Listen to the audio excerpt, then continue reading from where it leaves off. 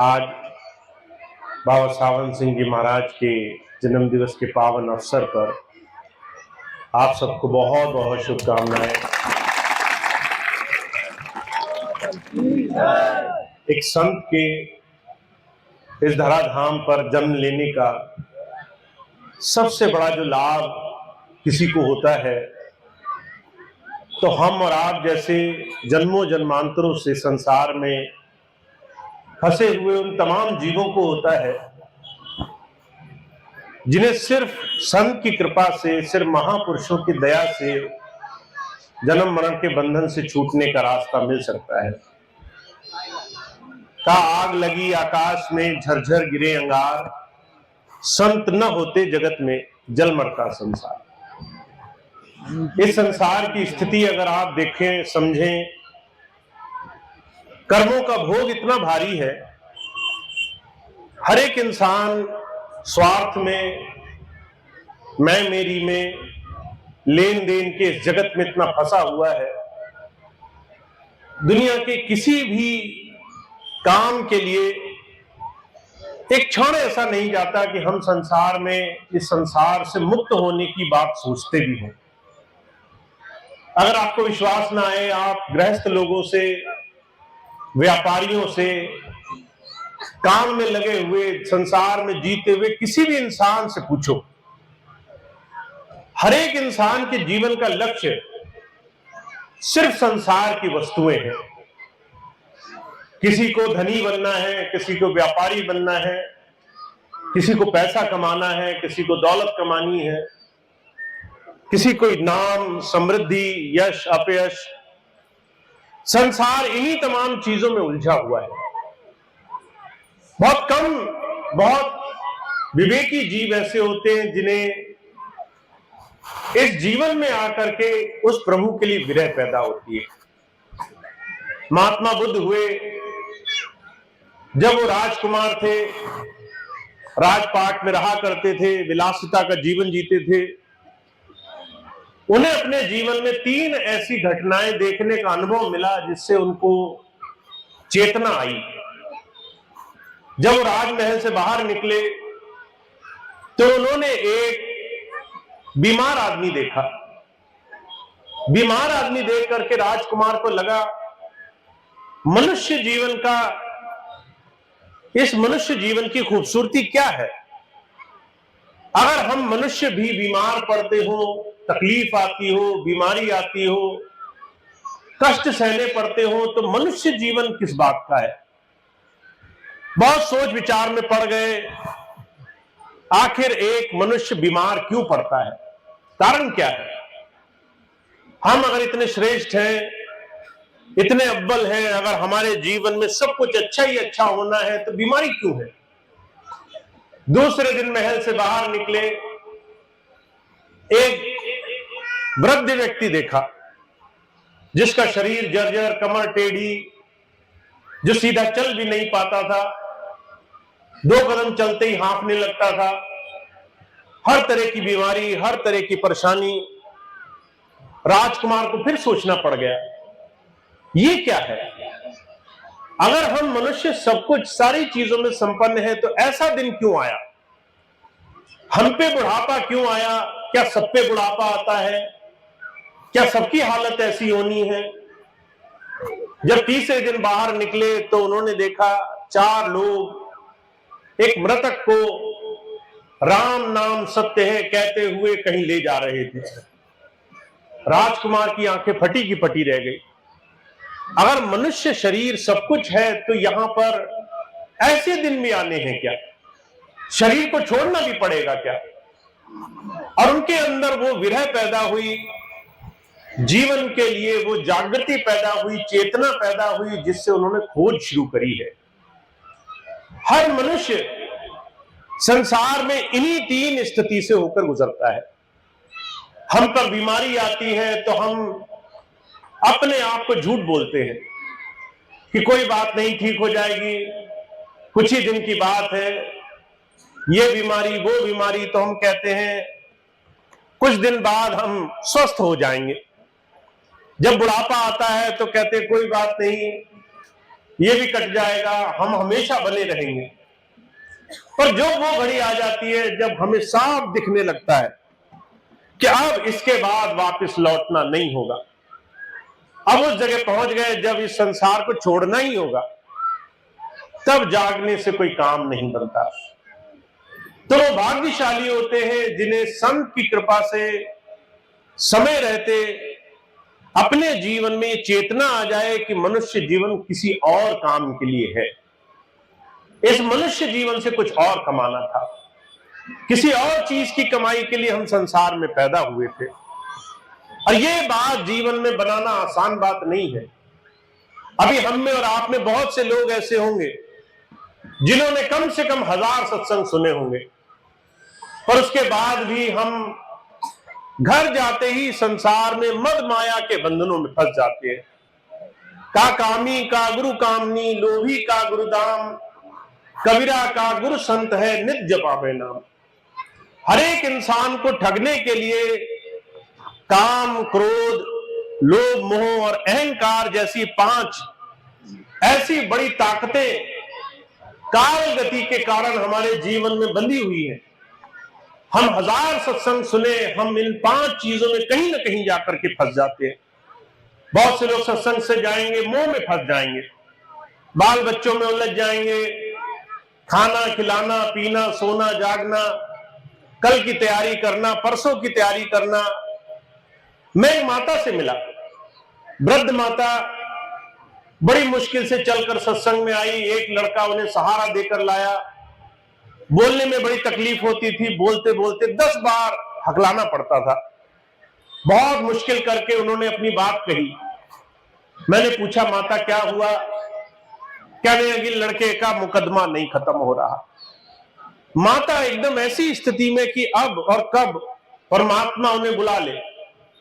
पर मोह ऐसी चीज है, माया ऐसी चीज है, भ्रम ऐसी चीज है, हमें भूलते देर नहीं लगती।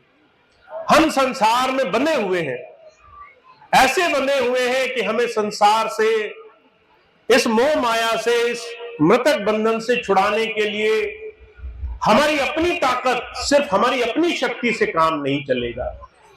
इसलिए कहते हैं संत नहीं होते संसार में तो संसार जल मरता, इन संसार का पार पारा नहीं होता। पर जब संत आते हैं तो संतों के आने मात्र से काम नहीं चलता। आपको लगता होगा गुरुजी से नाम ले लिया काम हो गया। नाम लेना भर एकमात्र चीज है जिससे जीवन का उतारा हो जाएगा। सिर्फ नाम लेने से कुछ नहीं होता है। नाम के साथ जुड़ना, नाम के साथ प्रेम भाव से लगना, ये हमारे जीवन का वो लक्ष्य है जिससे हमारी मन में निरंतर उस प्रभु की याद ज्यादा से ज्यादा बनने लगे। इसलिए संतों महापुरुषों ने प्रेम भक्ति को सबसे सहज मार्ग बताया है। कोई प्रभु प्राप्ति योगी है जिसका ध्यान प्रभु में लगा है, उससे तुम्हारी प्रीति जुड़ जाए। तुम्हारा ध्यान उसमें रहे जिसका ध्यान प्रभु में है, तुम्हारी याद उसकी रहे जिसकी याद प्रभु में लगी हुई है। ये बड़ा सहज मार्ग है।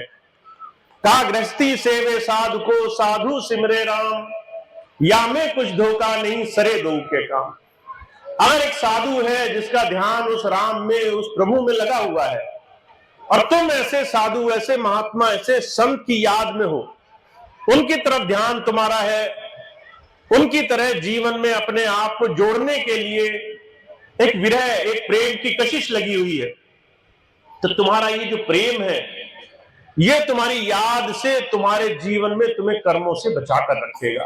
कर्म बंधन तुम्हारे हल्के रखेगा, तुम्हारे अंदर किसी कर्मों का प्रभाव नहीं पड़ने देगा। ऐसे महापुरुषों से प्रीति, ऐसे महापुरुषों के साथ जुड़ाव, उनके साथ जीवन में लग जाना, ये बड़े भाग्य की बात है। परजुर कहा करते थे, ये जो प्रेम भक्ति कहना बड़ा आसान है कि महापुरुषों से हमारा प्रेम है, पर इस प्रेम के लिए बड़ा समर्पण, बड़ा त्याग, बड़ा संयम, बड़ी मन में एकाग्रता चाहिए। एक शब्द में बड़े साफ लफ्जों में कहा गया है, का गुरु जी से लगन कठिन है भाई, लगन बिना बिन काज न सरी है, जी प्रलय हो जाए। गुरु जी से लगन आसान नहीं है। आपको लगेगा गुरु जी से प्रेम करना तो बड़ा आसान है, हम जाएं गुरु जी से कहें हम आपसे बड़ा प्रेम करते हैं, प्रेम हो गया। पर जो कहा करते थे प्रेम सिर्फ कहने सुनने से नहीं, प्रेम याद से बनता है। जिसको हम प्रेम करते हैं उसकी याद बनी रहती है। आपके छोटे छोटे बच्चे होंगे, आपने उनको प्रेम किया तो प्रेम की परिकाष्ठा यह है आप उनको हर पल हर घड़ी याद करते हैं। एक माता होती है, उसका छोटा बच्चा उसके चारों तरफ घर में खेलता रहता है, मां की याद, मां का ध्यान हमेशा उस बच्चे पर लगा रहता है। चाहे वो कहीं भी व्यस्त रहे, उसका ध्यान अपने बच्चे की तरफ रहेगा। हुजूर बड़ी सुंदर एक मिसाल फरमाया करते थे, क्या करते थे, माता और पिता दोनों ही बच्चे के वो जो है पहले संरक्षक होते हैं, पर फिर भी एक बच्चे की प्रीति मां से और मां की बच्चे से, पिता से कुछ ज्यादा मानी गई है। ऐसा क्यों? माता 9 महीने अपने गर्भ में उस बच्चे को जब रखती है तो उसका ध्यान निरंतर 24 घंटे, उसकी याद 24 घंटे बनी रहती है। वो याद, सिर्फ 9 महीने की याद इतनी मजबूत होती है कि एक समय के बाद जब वो बच्चा बड़ा हो जाता है, सियाना हो जाता है, समझदारी में दुनिया के बहकावे में आकर मां को गाली भी दे, मां को जो है बुरा भी बोले, मां को जो है तरह तरह से दुत्कारे, तो भी मां का हृदय उस बच्चे के लिए बुरा नहीं चाहता। हुजूर कहा करते थे प्रेम याद से बनता है। जिसकी याद करोगे उसका ध्यान तुम्हारे मन में पड़ेगा। अगर याद दुनिया की रही तो दुनिया का ध्यान पड़ेगा। अगर याद संतों महापुरुषों की रही, थोड़ा थोड़ा उनकी तरफ ध्यान रहा, तो हमारे जीवन में उनकी याद बनने लग जाएगी। इसलिए जब कोई प्रेम भक्ति में आता है तो जो कहा करते थे उसके लिए दुनिया के सारे बड़े से बड़े साधन भी फीके पड़ जाते हैं। दुनिया के बड़े बड़े साधन प्रेम भक्ति के आगे बड़े छोटे हैं, शिथिल हैं, क्योंकि प्रेम में अंदर से जुड़ा हुआ व्यक्ति हर एक चीज को सहज भाव से कर लेता है। हुजूर बड़ी सुंदर एक घटना सुनाया करते थे। भगवान कृष्ण के समय में उद्धव एक बहुत बड़े कवि हुए, भगवान कृष्ण के परम मित्र थे। कहने लगे आप गोकुल से चले आए, इतनी वहां गोपियां, इतनी आपके प्रेम में वो बैठी बैठी हमेशा उदास रहती हैं, आप ही का ध्यान करती हैं, आप ही की याद में बनी रहती हैं, आप उनको दूसरा रास्ता क्यों नहीं समझाते? वो विरह वेदना में पड़ी रहती है। भगवान कृष्ण कहने लगे मैं बहुत समझा चुका, तुम जाकर समझाओ। अब उद्धव बड़े सियाने थे, सोचने लगे हम बहुत विद्वान हैं, ज्ञान का पाठ पढ़ाएंगे, जाकर के लोगों को बताएंगे ध्यान में, भक्ति में, पूजा पाठ में लगो। गोपियों को समझाने गए, और जब समझाने गए, ज्ञान ध्यान की बात करी, तो एक शब्द गाया गया जिस शब्द को कई बार आप लोग भी दोहराते हैं कि हमें प्रेम की भक्ति है। ये तो प्रेम की बात है उद्धव, बंदगी तेरे बस की नहीं है, यहां दिल देकर होते हैं सैदे, आशिकी इतनी सस्ती नहीं है। अगर हमारे हृदय में प्रेम है तो फिर हमें कुछ और दिखाई नहीं दे रहा। अगर हमारे अंदर उसकी याद बनी हुई है तो जो है हमें फिर किसी और ज्ञान ध्यान, दूसरे तर्क वितर्क की जरूरत नहीं है। कहते हैं यहां दिल देकर, हृदय देकर के यहां सर झुकाया जाता है। हमने पहले अपने आप को अर्पण कर दिया, हमने अपना सर्वस्व निछावर कर दिया, हमने उनकी याद में बैठना स्वीकार कर लिया। तो जो कहा करते थे प्रेम भक्ति, यह महापुरुषों का सहज मार्ग रहा है। उन्होंने जब भी किसी जीव पर दया करी है, उनके अंदर प्रेम पैदा किया है। जिनको भी अपने साथ जोड़ा है उनका ध्यान अपनी तरफ खींचा है, जिनको भी प्रेम भक्ति से जोड़ा है उनके हृदय में याद पैदा करी है। तो आप और हम बहुत भाग्यशाली हैं जिनको ऐसा सुंदर अवसर गुरु की कृपा से मिला है। मुझे आदि स्वामी जी कई बार इस बात को दोहराया करते थे कि तुम ऐसा काम किया करो जीवन में जिससे तुम कोई भी काम करो पर तुम्हारा मन तुम्हारे गुरु की याद में बना रहे। हाथ कारवल दिल यारवल, काम करते जाओ हाथ से, पर जो है तुम्हारे हृदय में सिमरन तुम्हारे गुरु का चलता रहे। तुम रोटी बनाओ तो भी गुरु जी की याद करो, तुम रोटी खिलाओ तो भी गुरु जी की याद करो, तुम कहीं बैठो तो भी सिमरन चले, तुम दुनिया के कोई भी काम करने जाओ पहले सिमरन करो, तुम किसी भी काम में हाथ लगाओ और अपने गुरु के ऊपर उसको पूरी तरह से अर्पण कर दो। जितने भी काम तुम ऐसे करोगे उतने ही तुम संसार के कर्म बोझ से, दुनिया के तमाम बंधनों से आजाद रहोगे। तुम्हें दुनिया के किसी बंधन से बंधना नहीं पड़ेगा, तुम मुक्त अवस्था में रहोगे। अगर तुमने अपने आप को गुरु से जोड़ लिया, अगर उनकी याद तुम्हारे मन में बनने लग गई, तो तुम्हारे सारे काम सहज हो जाएंगे, बड़ी आसानी से तुम्हारा काम बनने लग जाएगा। तो फर्क सिर्फ इतना है, हमारा जीवन कैसा कटेगा, हम किस तरीके से अपने जीवन को, अपने समय को इस संसार में गुजारेंगे। मुझे बड़ी अच्छी तरह से याद है, स्वामी जी घटना सुनाया करते थे। कहा करते थे, एक राहगीर था, उसने एक यात्रा के लिए मन बनाया, ट्रेन का टिकट तय किया, सामान लेकर जब ट्रेन में गया तो सामान सर पे ही रख करके बैठा था।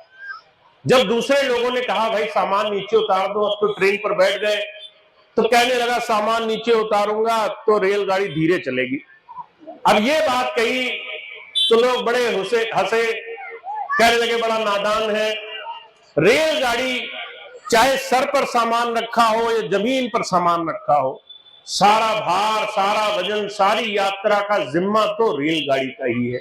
पर इसे लगता है इसके सर पर उठाने से गाड़ी तेजी से जाएगी, गाड़ी का रफ्तार थोड़ा तेज रहेगी।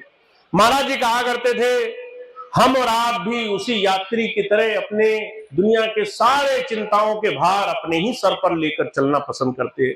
हम कहते हैं हम ही दुनिया के ठेकेदार हैं, हमारी चिंताएं अगर हम ही नहीं संभालेंगे तो हमारा जीवन आगे नहीं बढ़ेगा।